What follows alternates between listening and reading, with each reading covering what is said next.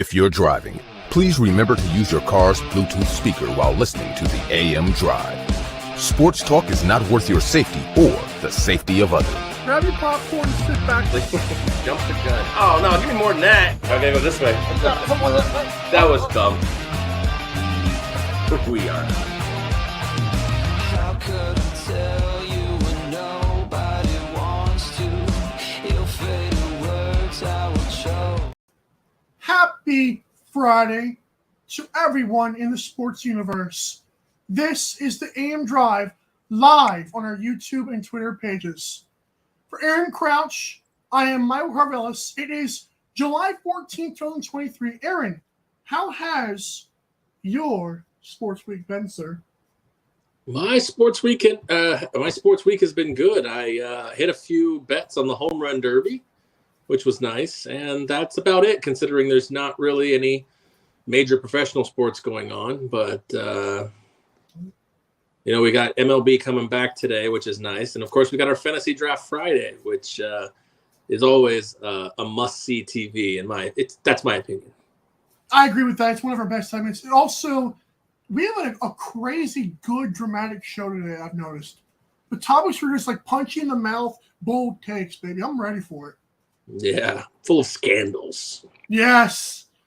Mike and AaronDrive.com for the best in sports merchandise, like the mug and the phone case that I show. That phone case is lit, by the way. Great sweatshirt, by the way. Great hoodie. If you get the gray one, apparently it comes with no hood, but that's none of my business. Yeah, I bought the gray one, and it's just a sweater. I guess it's just a sweater, yeah. Or a crew neck. I don't know. I'm a hoodie guy. I like the hoodie. I don't know, something about it. It makes I don't even wear the hoodie hat like 80% of the time, but I still like it. It looks cool. Oh, yeah, I never actually put the hood up. It's just kind of one of those comfort things. Agreed. But yeah, MikeandAaronDrive.com, you know it, you love it, you got to support it. And Aaron's got no last words besides, it's great. Okay, so. Because it helps out a channel tremendously. Well, we're not using that word yet, sir. Oh, we can use it for all of them. Huh? We can use it for all of them. All the sponsors help out our channel tremendously, including that should be our hashtag tremendously. Forget AM Drive. We're just going to do tremendously from now on. Hashtag tremendous. That's good. A tremendous show today. We're done with that. All right, we're going to start with what I like to talk about. Let me shut up.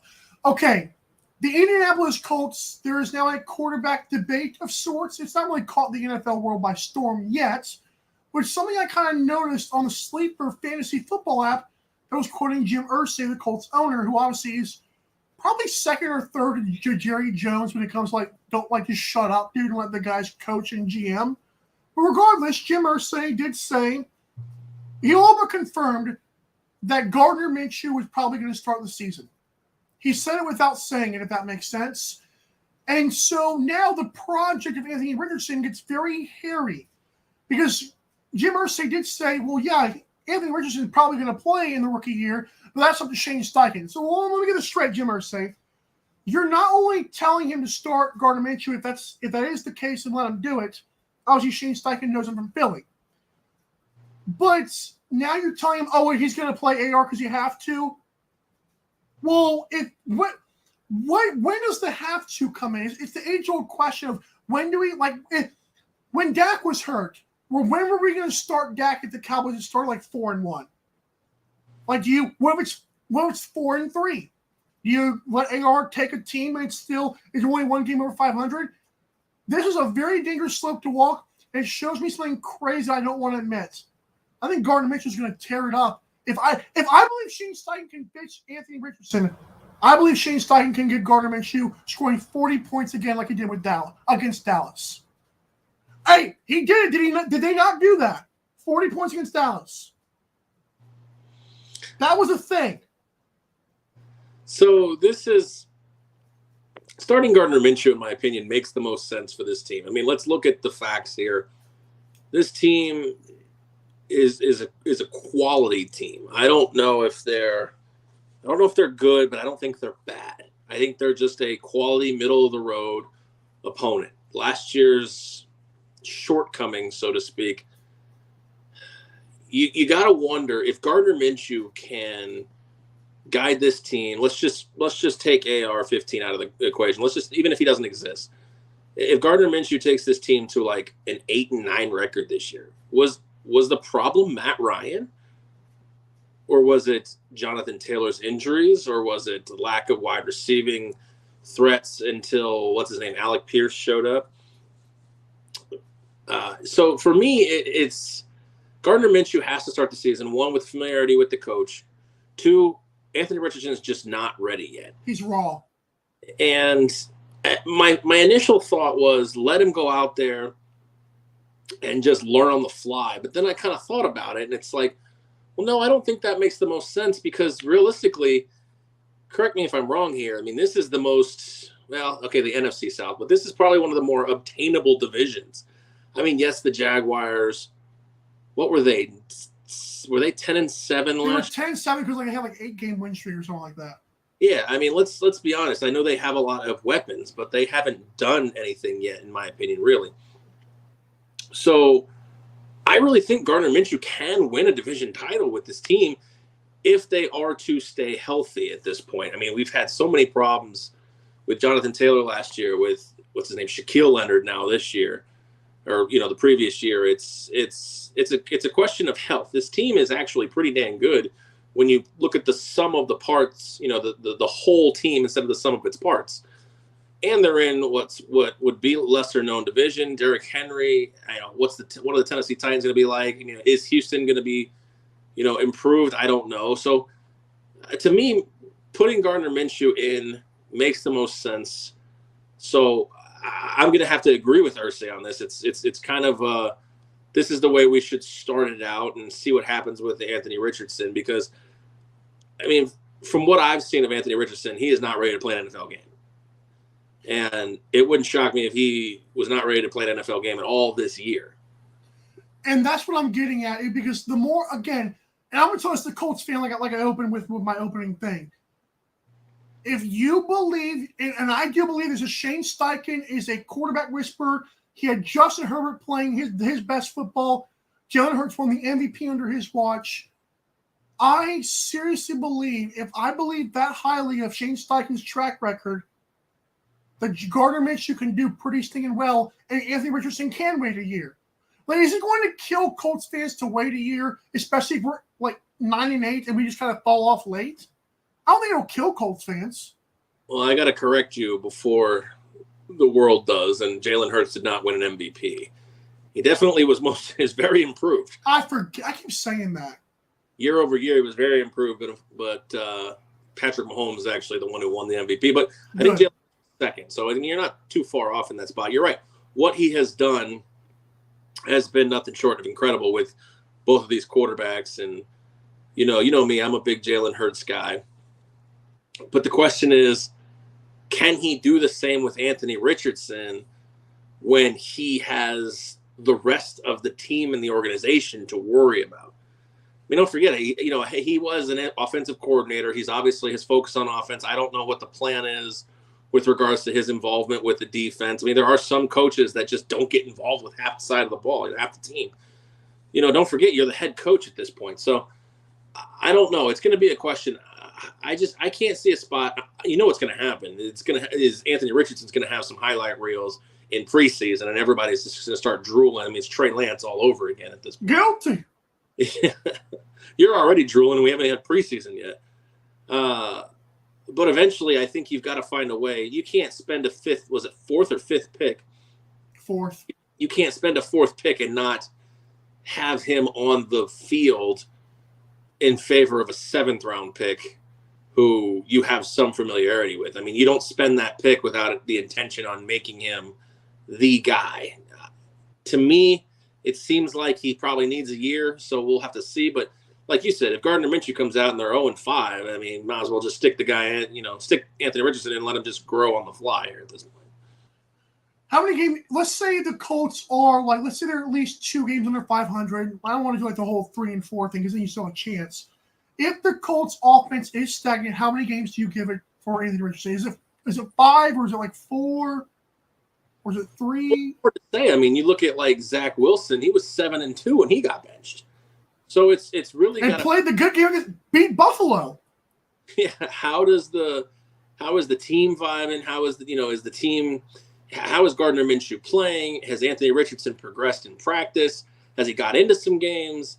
I mean, if you're asking me how many games I think Anthony Richardson's going to start this year, let's do over under.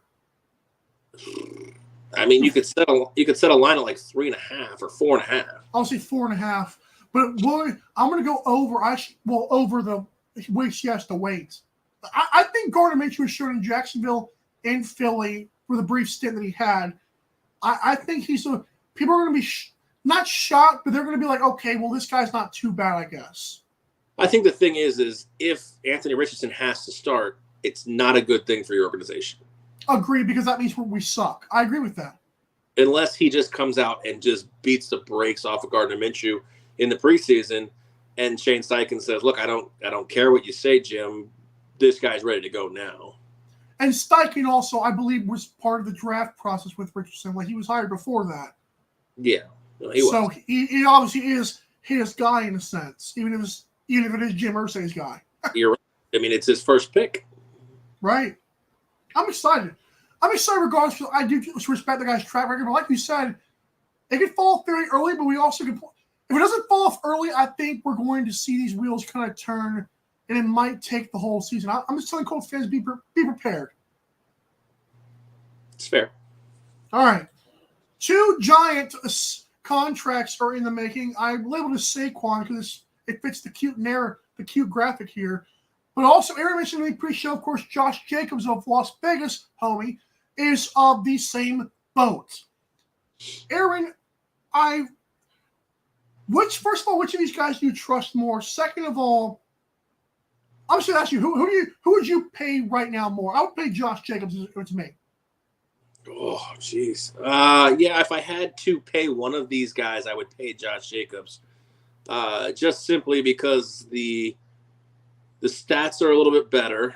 The durability is better on Josh Jacobs, although both of these guys have sustained,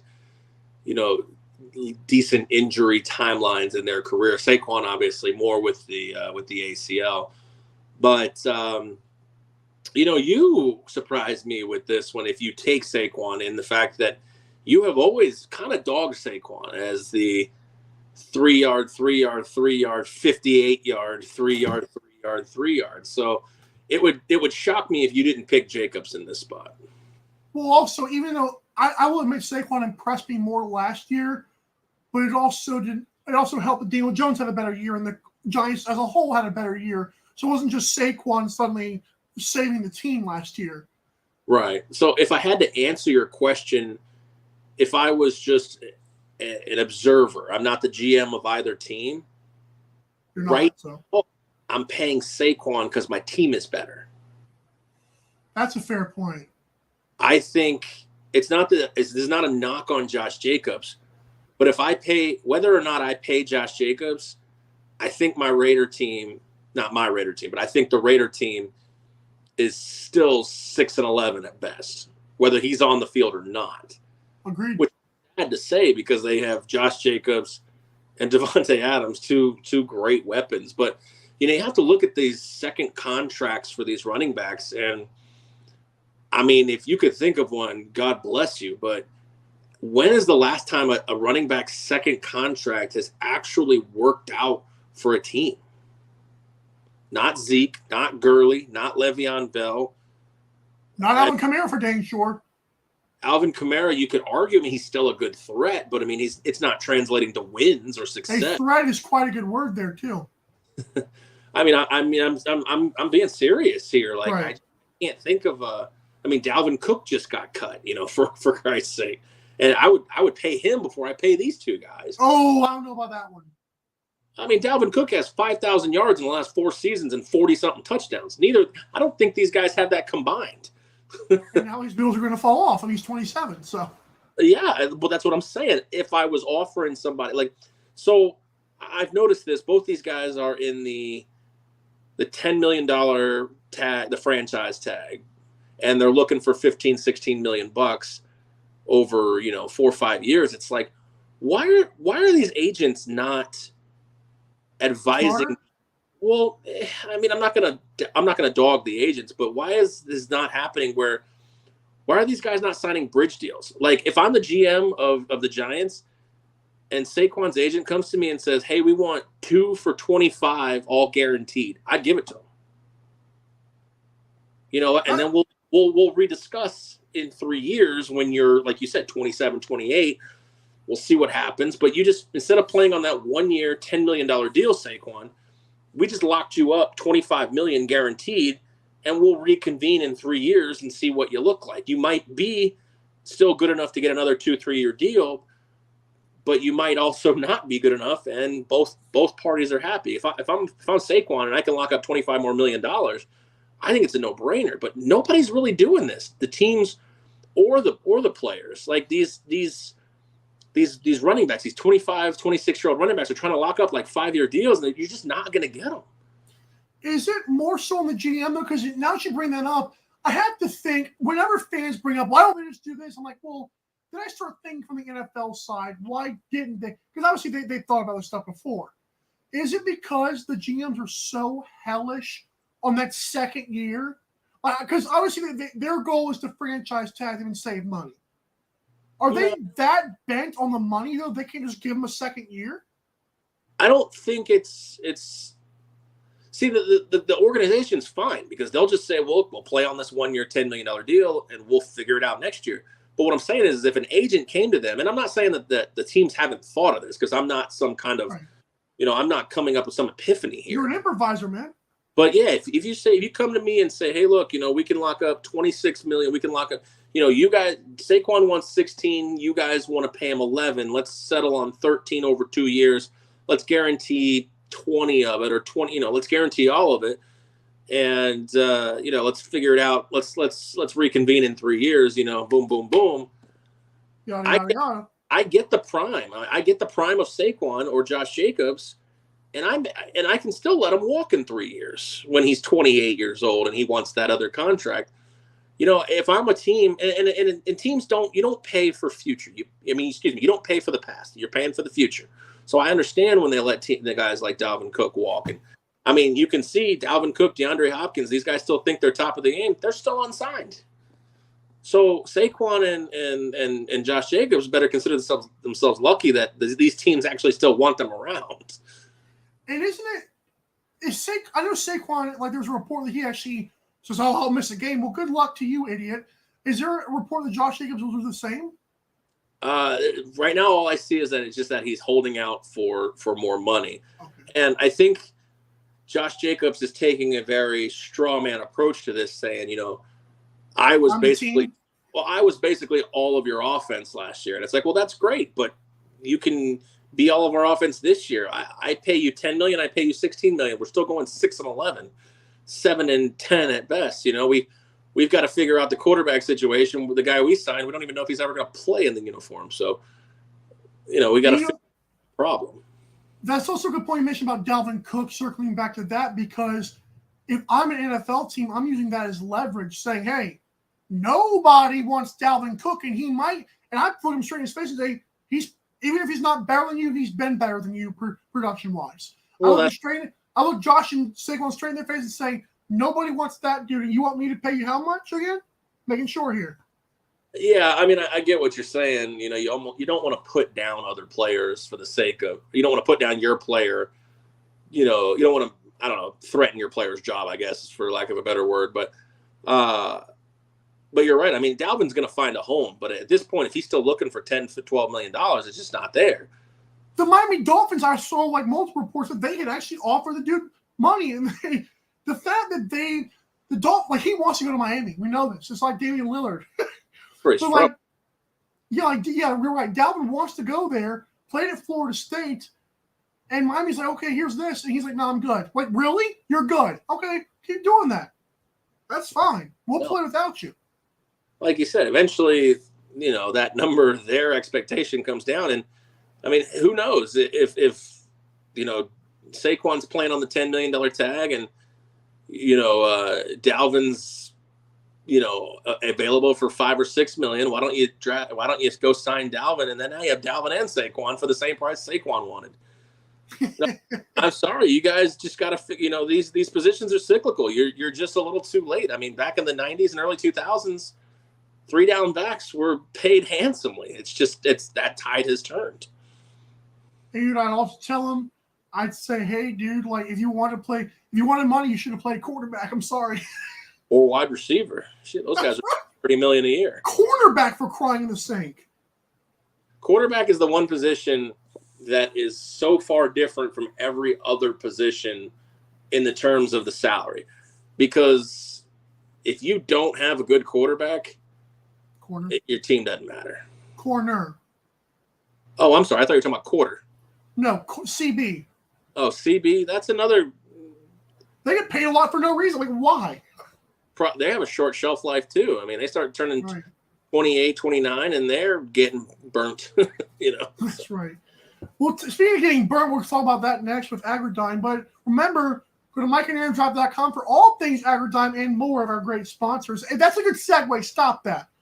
We ride back to the AM drizzle on this beautiful frizzle. Don't go anywhere. Huh? Don't burn your meat. Right.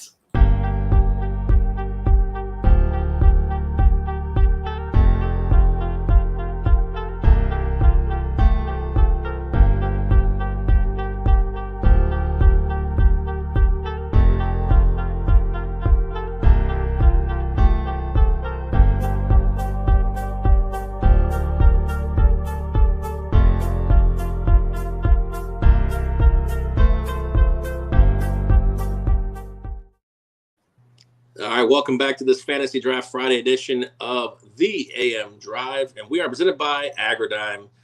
It's very simple. Head over to MikeandAaronDrive.com. Click the link that looks just like that. It'll take you into the Agridyne store because it's grilling season. The temperatures out here on the west are reaching triple digits. I know the humidity out there on the east is probably pretty brutal to handle as well.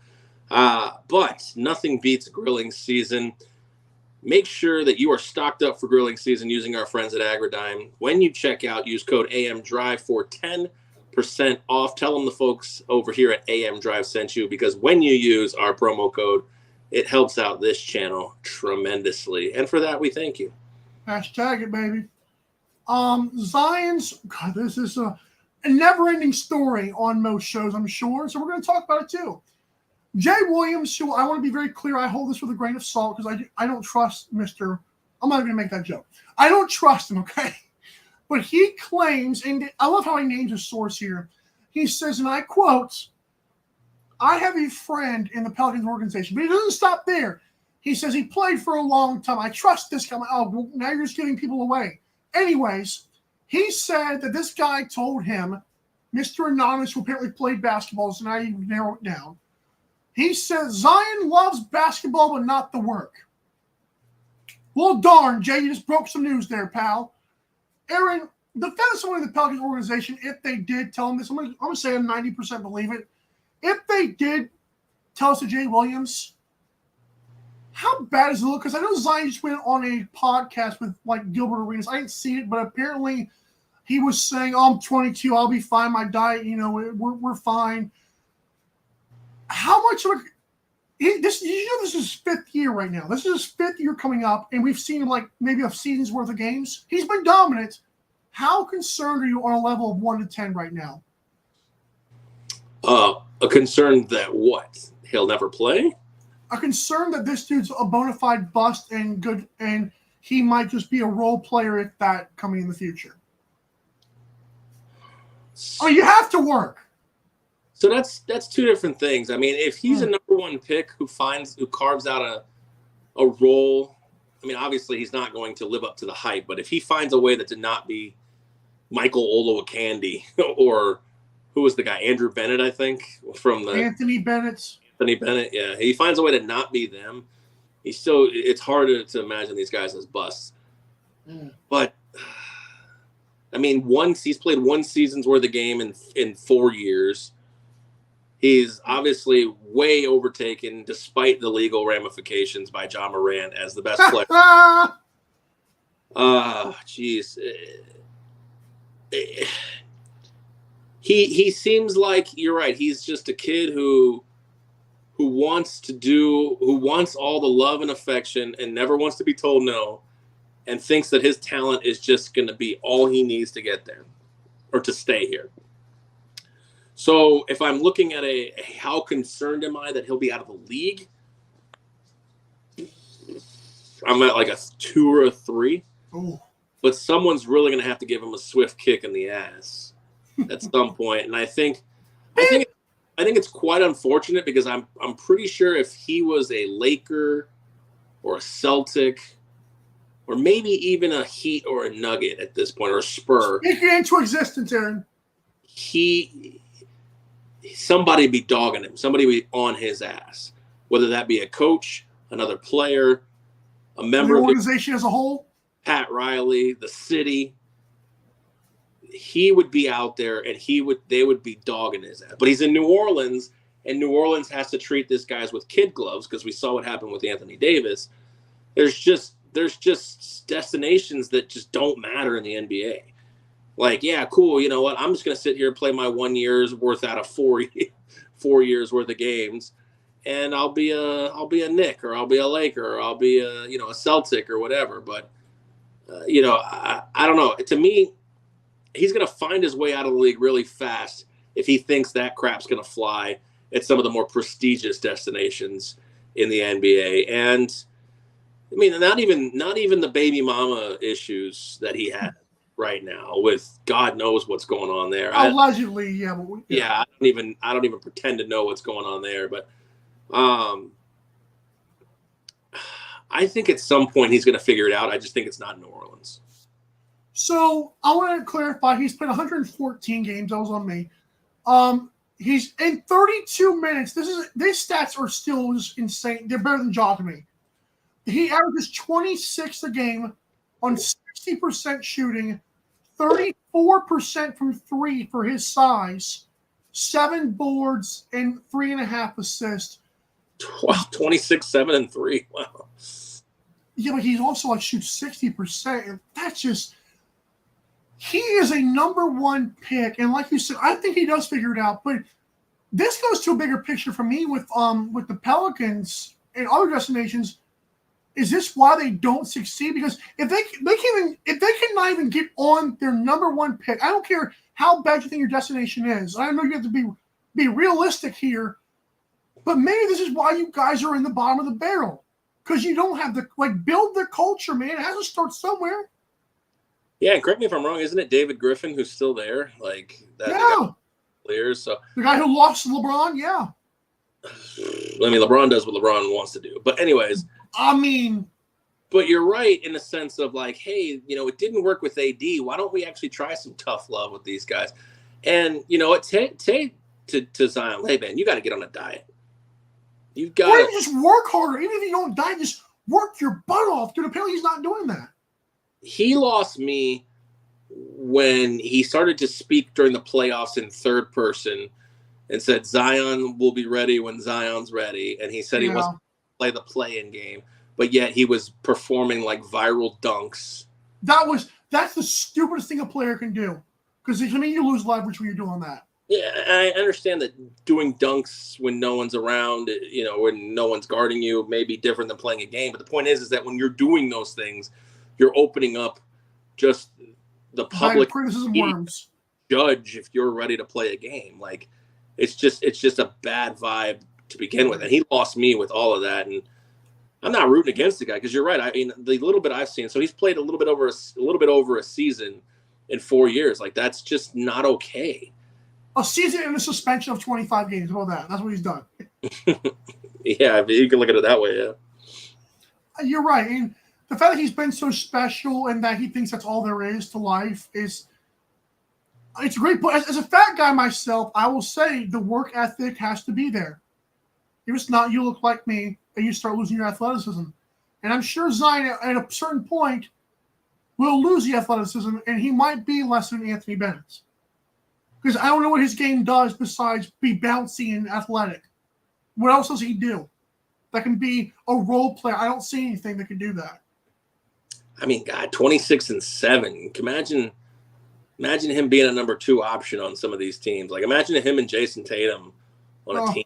Whew. Don't tell the Celtics that, man. Don't put that in their minds. I'm just saying, like, the sadder part of this is a guy like that, somebody in the organization, down to his teammate back in the 90s or even early 2000s, would have kicked some sense in him. Look, hey, man, if you're hurt, you're hurt. But if you just don't want to work, then you need to get the hell out of here. And I'll say it again. I said this before that Michael Jordan, Kobe Bryant, LeBron James, I'm sure there might have been, I don't know about LeBron, he's still a physical freak, but regardless, those guys have one thing in common, and tell me what it is. It's not the skill set. They are always looking to improve. I know that. They're legendary workers. Like, if you are that guy, you work like that guy. And if you don't work, it's the difference between an amazing player and a not amazing player. That's the difference right there, is working. I don't think the Pelicans even need him to be an amazing player. I just think they need him to be available. Which involves work ethic. Which involves his diet. Yeah. And people who are out of shape tend to injure themselves in that kind of rigorous environment a lot more than somebody who's in shape. Now, of course, injuries happen. And maybe he's just one of those players that just can never be healthy for a full season. Kawhi Leonard has shown that for 7 years now. But we'll never know because, like you said, it just seems like when he is hurt, he's showing us videos that lead us to believe he's not hurt. And then when it's the off season, he's screwing around, getting women pregnant and having side chicks call out his, like, you're doing everything wrong right now. And John Morant's no better at this, but this class so far is going down to be remembered as the top two guys are just idiots. It's going down as what could have been, which is really, really sad. Well, I mean, let's not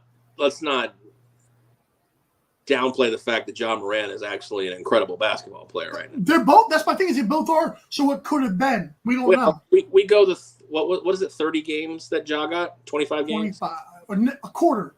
If we get through the John Morant games and he figures it out, I think we're not talking about John Morant's problems. I mean, agreed. Because don't forget. I mean, we had that whole big situation with Kobe and Whoa. His basketball career could have been over, and we don't talk about that anymore. So anyways, point being is that you can get, off the court problems, you can slide under the rug. When you're on the court problems, including not being on the court because you're hurt, but when you're on the court problems cause, basically your reputation, then you've got to figure out how to fix that. I have 14 scandals, by the way. None of them have Kobe slid out the list there, but I don't have Kobe yet. Wow, interesting. I thought it was interesting. All right. Yeah, see how that works? Right. No more Bedlam, no more rivalries. I don't know if you saw the article on this. I didn't see the video, but article I did. Mike Gundy, who's a tradition guy and this, that, and the other with college football, obviously the coach of Oklahoma State. He said Oklahoma, he loves their people, their top people, I guess. I'm sure he doesn't love them, but he says he does. He's like, they chose to go to the SEC, and so there's no more Bedlam. I mean, I don't know. I find it funny, these rivalries of these players that come every 4 years. It almost seems like the fans make it up more than the organizations do. This is kind of like fan play. But eventually I also have to say, this has been the history, and that's what Mike Gundy said, this has been the tradition, blah, blah. Dude, get over it. I'm sorry. I think, I wish it was still a thing, but do you really care about Oklahoma State anymore? I'm sure the people there do. I don't think it's that big of a deal anymore. I think this was written in the stone. This was going to change one day. Oh, it's already changed. I mean, college football, and this is probably a harsh statement, but college football in its purest form is ruined. 100% ruined. If you've got the biggest boosters, you can get any player you want. And I'm not against paying players. I'm fine with that. But there's got to be some kind of structured cap. I guess you could call it a cap. But the fact of the matter is just like, the SEC has expanded to take, or in the Big Ten has expanded to take all the top teams. I mean, USC and UCLA are headed over to the Big Ten. I mean, they're not even anywhere close to the Big Ten geographically. But with the way college sports and money are just in abundance now, it doesn't matter anymore. Rivalries are gone in a sense. Some are still there, obviously. Like I'm curious if Florida and Florida State will stop playing because Florida's just got too many SEC opponents on their schedule. Michigan and Ohio State's a great one, like you said, but Well, you're right about they have to play. Right, you're right about that. Though, about But Florida, I mean, though. Florida plays Miami. Florida plays Florida State. Maybe they'll just say, hey, look, the SEC gauntlet's tough enough as it is. We don't need to go through Miami and Florida State on the off chance they're good that year. You know, I mean, Oklahoma and Oklahoma State, that became a thing for those people in Oklahoma. You know, like it may on a grand landscape not matter to you and I, but like Florida State matters to me. And I'm sure that there's others that matter to you. I don't know what college football team you have affiliation to, but the fact of the matter is it can't be Georgia. Are you Georgia? It was Georgia LSU, but it's mainly I was a Matthew Stafford supporter. I wish Mark Richt could have got it done, and then he lost me. But yeah, it's Georgia. But the fact of the matter is, yeah, if you're still in the same conference, then sure, your rivalry games are going to still be played.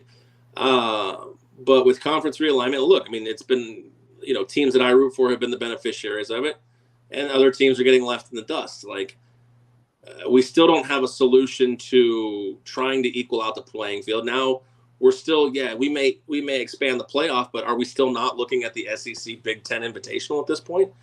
I mean, it's still going to be, if we expand it to 12 teams or 16 teams, half the teams are going to be those teams. And talent-wise, I understand, but did that really solve the problem? Right. The whole point was that we could expand it to other Cinderella teams, and now we don't get that. Yeah, I mean, are we going to be allowing 3-loss SEC teams over, the Pac-12 champion that doesn't have USC in it? Well, Pac-12 champion will make it, but an American athletic champion or a Sun Belt champion, or Georgia Southern. I was thinking App State, but that works too. That's fair. But that's what I'm saying. Like college football in its purest form, and the form that I grew up on and still loved and was trying to hold on to, it's gone. It's just gone. It's a money grab at this point. And, it's hard to really say it's any better than – I used to love it way more than professional football, and I don't know if I do anymore. And the rivalries do matter to a lot of people. And I think a lot of people in Oklahoma – because now, I mean, Oklahoma State, in the rivalry and the smack talk, I mean, Oklahoma's just going to be like, look, we went to the SEC, we're better than you. And they always were better than them. That's fine. But – it's something to get up for. Even if your season was over, if you were the Pokes fan, you could always try to knock Oklahoma off the pedestal. It's gone now. I will say this. XFL and USFL are going to be, I think in about 10 years, they're going to be a lot more talented than people think they will be. Because I think with college football going to this money thing, the mistake we made was not paying college kids in the first place. That was done 100 years ago or whatever.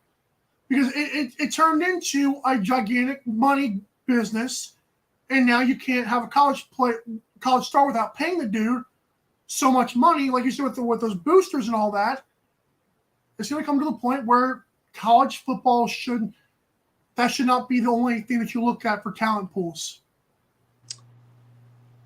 Well, I mean, it's going to take another 100 years. Suggesting that people should go from high school straight to the USFL, I think you're. Well, obviously not now. But I was saying, if this is the route we're going, it's going to get there in another 50 years. I mean, maybe. I don't know. I don't care what happens in 50 years. I'm not going to.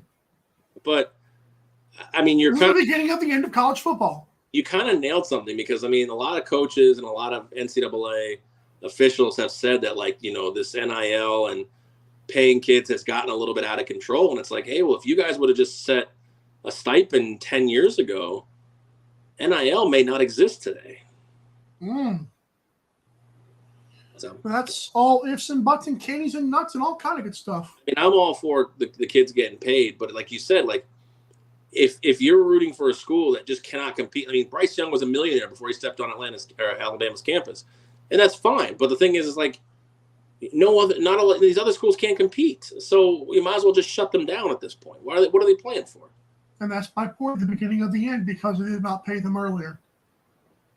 Yeah. If they had just given every team a certain amount of like millions of dollars, just like, here, pay these guys, we would have not had this problem. Well, who's going to give it to them? Because it comes out of their budget and boosters. I mean, let's be real. A team like Marshall in West Virginia doesn't have the budget of a team like Georgia. I would say I don't know what a boost. I still don't know what a booster is. All I know is that like pay them what your college is allowed, and then let a sponsor take them if you want. But it can't be a booster. But let some Chick-fil-A take a Georgia player and pay them $1 million if they want to. But it cannot be a booster that's affiliated with UGA. I mean, that's one way to fix it. What is your plan? I'm not. I just don't understand what's the difference between a booster paying them $1 million and a. Because at least the sponsor is not affiliated with the school. Well, you don't understand. Do you understand what a booster is? You don't understand what a booster is. What is a booster? It's like a shot. So if you went to Georgia and you graduated from Georgia, and now you own your business and you're a multimillionaire. Say you own Chick-fil-A. Say you started Chick-fil-A. Wow. Okay, let's go. I like this. And now you have millions of dollars, and you say, I want Aaron Crouch to come play quarterback for my school that I went to. I will give you $3 million to come out of the court. Now you're a booster. It's going to be your son, first of all, but yeah, you're right. It's true. But that's my point. Boosters probably own majority of these corporations that you're talking about. And that's my, but they can't be, then screw the sponsors. Give them a set like $2 million cap for every school. That's fine, but where's that money coming from? The NCAA. Well, stick around, do it then. All right. Well, you keep working on that. I think you're on to something. Hey, something's brewing from Chick-fil-A. I don't know what it is, but it's in here. Probably one of those biscuits boiling in your butt. Oh, it's more like the sandwich, but okay. All right. When we come back, this show gets spicier and spicier. We'll explain next.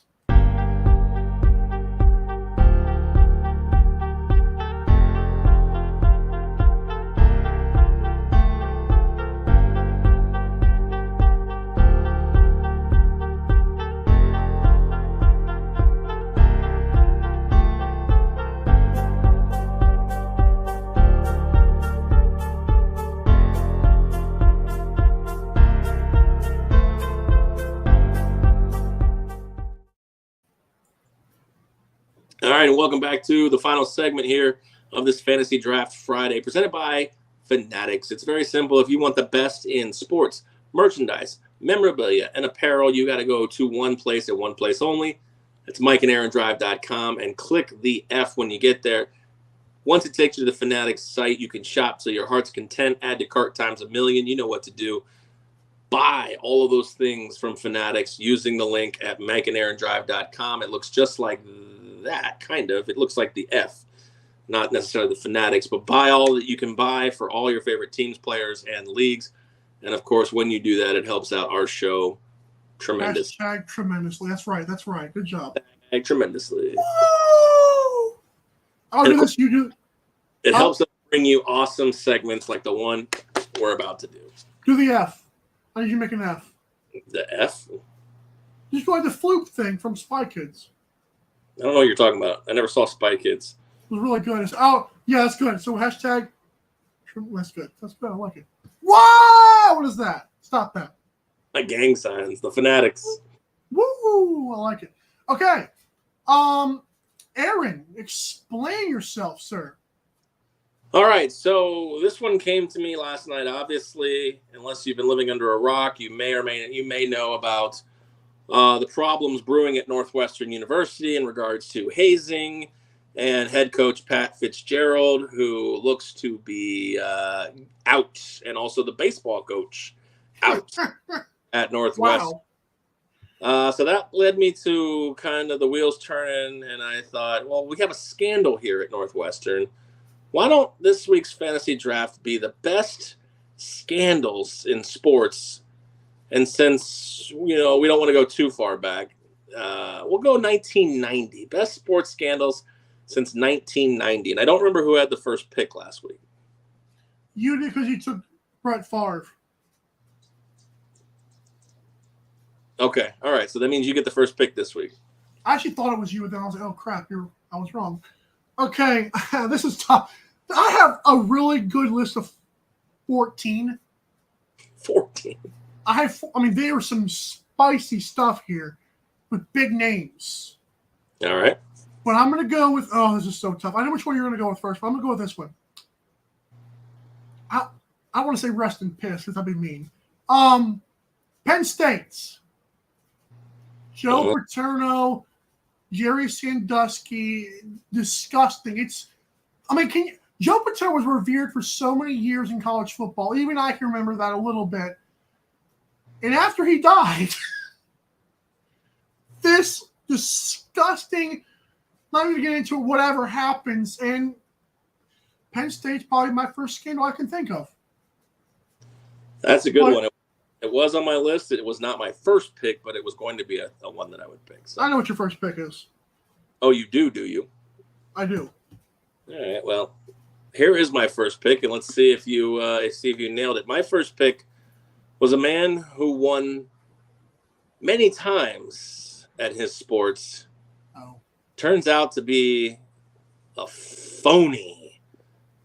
7-time Tour de France winner Lance Armstrong admits to doping and using PEDs. You know what? I found out the Tour de France is the second most watched sporting event in the world. Crazy. Wow. I know. Tour de France is on a bigger level than you and I can even comprehend. So my number one pick is 7-time winner Lance Armstrong admitting to doping and performance-enhancing drugs and actually sparking a phenomenon in that sport that for a 20-year period, only one cyclist is believed to not have been doping and won the Tour de France in a 20-year period. Scott, it was number 4 on my list, actually. Good job for you. Wow. I am shocked you didn't take one of these next two, but I'll take one. Steroid era. The 90s, and then it basically Barry Bonds and Sammy Sosa and Mark McGwire, but it's steroid era, so I'll just go with 90s steroid era. Yeah, that was on mine. Mitchell Report was really where I was gonna go with, especially with Rafael Palmeiro. That's one of my favorite things. Rafael Palmeiro sitting there before Congress, pointing at them like they're children and saying, "I have never taken performance-enhancing drugs," and then tested positive twice more. Just fantastic. Yeah, I had that on the list. I had the Mitchell Report, so it would have, eventually got there. But my number 2 was just a phenomenon. Maybe it's more closer to me because I lived there at the time. But 2009, the day after Thanksgiving, come to find out Tiger Woods has crashed his car, and nobody knows why. And as the days go on, we realize, well, his wife chased him with a golf club. Why is she chasing him with a golf club? Well, she found out about years and years and years of infidelity with every woman Tiger Woods could get his hands on. And subsequently... Shocking, I know. I don't know if you know this, but other people might know this. I only know this because... I worked an event inside what's called Windermere, Isleworth, where Tiger and a lot of other golfers and celebrities live. It's a little spot in Orlando that's very secluded. But in the divorce settlement, Tiger Woods had to give, I forget her name, Elin, I think, one of the houses in Windermere. And apparently it was one of the houses that he just brought a lot of women to. $15 million house. She just tore the thing down. She just bulldozed the whole house. Fantastic. Good for her. But anyways, Tiger Woods was never the same, obviously, after that. And I think that was because of his mannerisms, because of his strive for perfection, because his father told him, you need to basically be a perfect model citizen. For all of this to come out was just such a shocking and, in my opinion, scandal of that era. And the fact that he was never the ssame after that. Is it bad that our morals have gotten so bad nowadays that we just like, oh, well, they get sex a few times. It sucks.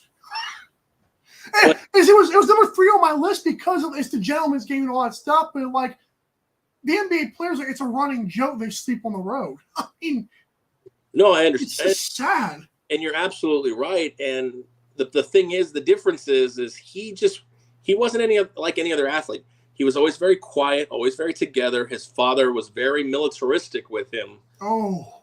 So he always seemed like the person that you wouldn't be shocked if he just left his house, went and played golf, got in his car, drove home, went to sleep, rinse, repeat. Like that, if he was just like a robot. But after he played, let me shut up. Okay, let me just shut up. The lie detector has determined that was a lie. We should have Marty as a guest. And rest in peace to what is that other guy's? Jerry Springer? Yeah, that was great. Yeah. The trash is spoken. Okay. I'm gonna do this one next. This one hurts because it's a Georgia person. And in 2007, this schmuck was fighting your best friends. Your best friends were going to war for Michael Vick for money. Darn you. Darn you to heck. And speaking of guys that were never the same afterwards, Michael Vick, I forgot how long he was out of the NFL, but he came back to the Eagles, and his redemption is like being a backup quarterback with the Eagles. Congratulations. That's tore him apart. But Michael Vick, so dynamic, such a fan favorite, still to this day. People still forgive him because of his football play. And, I mean, I do too, because everybody does stupid things, although that's pretty heinous. He fought dogs. Boo.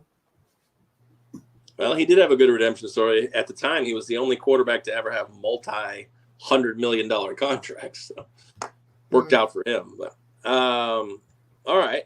That actually did not make my list. Wow, I'm mad now. Although it should have. I think I dropped the ball on that one. But speaking of dropping the ball, I am going to go with my number 3 pick, a guy who bet a lot of NBA games while he was officiating them. That was in the 90s? That was 2007. Tim Donaghy. That was in the 80s. He was exiled. No, Tim Donaghy. He might have been doing it in the 80s, but he was finally caught up in 2007 when he was banished. Did 15 months in prison, and of course we all know, wrote a book about it. And if you haven't read it, it's a very good book. And I don't know if it's the driving force to this day, but I refuse to believe that he was the only one. But he is the only one who got caught. Oh, you think others actually got caught, or you think others did it? I think others did it. I don't know if anybody else has gotten caught. Okay, that's two different things there, pal. No, I said he's one of the reasons, and that book is one of the reasons I don't think he's the only one that did it. Oh, I'm sure he's not. I mean, I get it.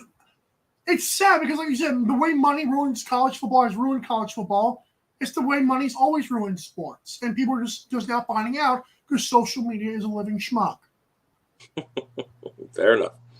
That did not make my list. Number 4, of course, it's unbiased. Number 4 for me, I'm surprised this is still on the list. You murdering bastard, you double homicide schmuck. This guy, as good as he was at football, O.J. Simpson, is probably more known now for something he got away with, which was murdering, even though technically they say his son might have done it for him. He still was in on it, regardless of what you think. You don't drive your SUV all over town because you didn't do it. You say, hey, this is all I know. Regardless, he now goes on podcasts. He has a Twitter account. He is just, this dude looks like an unapologetic schmuck. I mean, if you watch his videos of this dude, I don't even like him knowing what I know about him, even though I didn't live during that time. It's still like, how do people even support this dude? Like, it's like he has no regrets. He's just become a cult legend at this point for the wrong reasons. But Sheesh. yeah, he that one didn't make my list just simply because he wasn't currently playing when it all went down. So he was an LA celebrity at that point. But I mean, he's still an athlete. Still won a Heisman, still played football, and still murdered his wife and her potential boyfriend. Oh. I refuse to believe that he's innocent, but, Johnny Cochran's a good attorney. The worst part is also, do you know who Johnny Cochran's assistant attorney was in that case? Who? A man by the name of Robert Kardashian. You should know that name. It gets worse. Yeah, we have the Kardashians because of that guy. Although he's dead now. Is that why? That's the Kardashians' dad. That's the father. Is that why they're famous? Well, they were socialites because he was a very prominent attorney in LA. Wow. Well, they're famous for something else, but and you know well, that's fair. But you know she's actually in a Fall Out Boy music video. fair enough. Yep. So I have a couple of tough ones, but I feel like the ones I might pick are very mild compared to what the dark roads we've gone down. Like, we still have 2 more picks, so don't give it all away now. I know I'm not going to give it all away, but I'm going to go with 1994. Tanya Harding and Nancy Kerrigan. What a big scandal that was, where it turns out that Tanya Harding's husband and brother hired hitmen to destroy Nancy Kerrigan's leg. And Tanya, her husband, and the brother covered up that it wasn't them. And then eventually, they just literally ruined her career out of jealousy. Figure skating meant a lot more back in the 90s. But, yeah, this is one of the biggest scandals of all time that no one was ever actually charged for this, which is crazy. But Harding eventually got hers. She did a lot of time in jail after that. Well, neither was OJ. OJ wasn't charged either, to be fair. That's fair. Oh. Wow. Okay, I'm going to give you a list of what I have right here, and I'm going to tell you which one I want, okay? I've got CTE. I've got USC Reggie Bush. I have that. I've got Larry Nassar. Spygate. Houston Asterix. Manti Te'o, just for the heck of it. In 2000, Danny Almonte, who I still don't know how he got away with that age difference thing. I have that And one. this one's even better. The 2000 Paralympic basketball team, when 10 of 12 of them did not have mental disabilities. That's rough. But I'm going to go with the more prevalent one. I'm going to go with 2016 CTE. That like some doctor said, by the way, just let you know, guys, you may have to pay a couple of $1 billion here because you've been covering up a bunch of crap. And then the fact they still try to cover it up after that is disgusting. It's the NFL as a whole. It's just a great mark on who they are anyways. But, yeah, I'll go CTE. I don't want to get down, obviously, a tangent here. I don't know what people expect the NFL to do about CTE. I mean, you play a literal contact sport. I don't know what you thought was going to happen when you played a contact sport for your entire life. But I think it becomes a scandal when they actually cover up stuff they know. That's It's fair. like, dudes are dying, man. Like, come on. Just don't do that. Yeah, I mean, it's not like you can't do your own research, but that's fair. Right. So I had Spygate, I had Reggie Bush, I had Danny Almonte, but they all just seem so mundane compared to what we've had so far. This is another one that was a bigger scandal. I don't know. It was a bigger scandal at the time. It doesn't seem so big now. But when the league, when David Stern, when Chris Paul was traded to the Lakers. Oh, yeah. I remember that because he said that having Kobe and Chris Paul on the same team would give them too much of a competitive advantage. And I was like, what? You not remember that 2010 or 11 or whatever it was? I don't remember, but I have heard about it. And that's just the fact that he actually said that is just absolutely disgusting. He showed that trade, but then let him go to the Clippers, which was insane. But anyways. That's pretty bad. So I'm going to go back down the dark alley here. 2002, 2003, Baylor basketball. And you say, well, what happened then? Well, Coach, I forget his name, O'Brien, I think, basically allowed gambling, prostitution, illegal sex rings. Oh, and also one of his players got murdered by a teammate, Brian Dennehy's murder. This man let a lot of things go on under his watch. Including but not limited to freaking murder of one of his players. The Baylor basketball scandal, and you can add a Baylor football scandal in there as well. That was a little bit later with Art Briles. Don't say Baylor. Just use the word Baylor. I'll just use Baylor Athletics. Put on the graphic. Just Baylor Athletics. They're just a walking scandal. I will say something that's obviously it's not. I don't know if it's popular, but this really, looking at the list of just since 1990, I was like, sports are really disgusting sometimes, or a lot of times. It's funny that you mentioned you had 14. I'm like, I probably could have made a list of 20 to 25. And we could have probably made 2 lists and had, wouldn't have had that many overlaps. It's just sports has just had so much crap. But you know what? It all boils down to the one thing, and it's just money. Money ruins a lot of things. Yeah, there is the all-seeing eye on the back of a dollar bill, and now you know why money does that. Well, I mean, trust me, everybody wants money. It's just... Come on, Aaron, do it with me, man. No, I don't think I will. Come on, man. No, hey, at the top of the list, we see... Ooh. Oops. We didn't even mention the Aaron Hernandez murder. In honor of what? Murder. In honor of Jeffrey Epstein, this has been brought to you by. Well, that wasn't a murder. Well, that was a murder. He didn't kill himself. That's a whole other can of worms. That'll be for Saturday's show. What a great show! It was a good show. I enjoyed it. We need to do another hour. No, I'm just kidding. I'm tired. All right, it's going to do it for us here. Hope you guys enjoyed it. Let's hear on social media, what are some of your favorite, I guess it's not favorite's not the right word, but some of the scandals that come to mind for you guys since 1990 in the sports world. I'm sure you guys have some that we've never even thought of. So until Monday, guys, enjoy it. We'll have the graphics out soon, and we'll see you guys on the other side. Enjoy your sports weekend.